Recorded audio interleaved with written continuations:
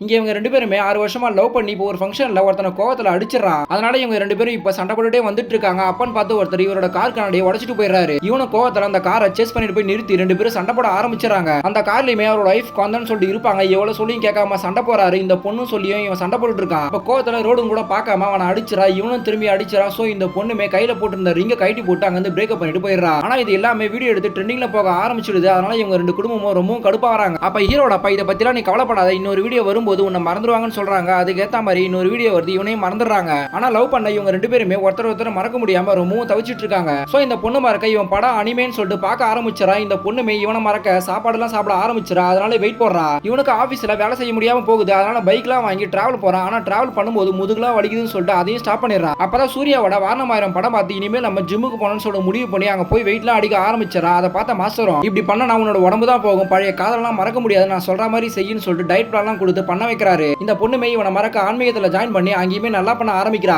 ஆனா ஒரு நாள் அந்த பொண்ணு மறக்க முடியாம அதிகமா வெயிட் போடுறான். அதை பார்த்த மாஸ்டர் தடுக்கலாம் வரும்போது அந்த பிளேட் வழிக்கு அந்த மாஸ்டரோட காலிலே விழுந்துருது. அப்ப ஹீரோ கோவப்பட்டு அந்த மாஸ்டர் கிட்ட சாரி சொல்றான். அந்த பொண்ணு அசிங்கமா திட்டி எல்லாமே அந்த பொண்ணால தான் வந்துச்சு சொல்லும் போது அந்த மாஸ்டர் கோவத்துல அடிச்சிடறாரு. பொண்ணு மதிக்க தெரியாதவன் ஆம்பளையாவே இருக்க முடியாது, ஒரு பொண்ணு போயிட்டானா அந்த இடத்தை நிரப்பத்துக்காக இன்னொருத்தவங்க வந்தே ஆகணும்னு சொல்லிட்டு சொல்றாரு. அதே டைம்ல ஹீரோயினும் இங்க நல்லா பண்ண ஆரம்பிக்கிறாங்க. அப்ப கூட இருக்கவரு இது எல்லாமே பணத்துக்காக தான் பண்ணிட்டு இருக்காங்க, நம்மளுமே நிம்மதி கிடைக்குதுன்னு சொல்லிட்டு இங்க வந்து பண்ணிட்டு இருக்கோம், இது எல்லாமே பொய்ன்னு சொல்லிட்டு சொல்றாங்க. அப்ப சாமியார் கிட்ட கேட்கும் போதுமே பணம் தான் முக்கியம்னு சொல்லிட்டு சொல்றாரு. அதை கேட்டதுமே இவங்க ரொம்பவும் ஃபீல் பண்றாங்க. அப்ப இந்த பொண்ணோட அப்பா அவனை மறக்கறேன்னு சொல்லிட்டு உன்ன நீயே கஷ்டப்படுத்திட்டு இருக்கு, இது வேற வழியே இல்ல, நீ கல்யாணம் பண்ணிக்கன்னு சொல்லிட்டு சொல்றாரு. சோ இப்ப ஹீரோவும் வேற ஒரு பொண்ணு பாக்குறதுக்காக டேட்டிங் ஆப்பை இன்ஸ்டால் பண்றா. அதே டைம்ல இந்த பொண்ணும் கல்யாணம் பண்ணிக்க மேட்ரிமோனில அவளோட ப்ரொஃபைல அப்லோட் பண்றா.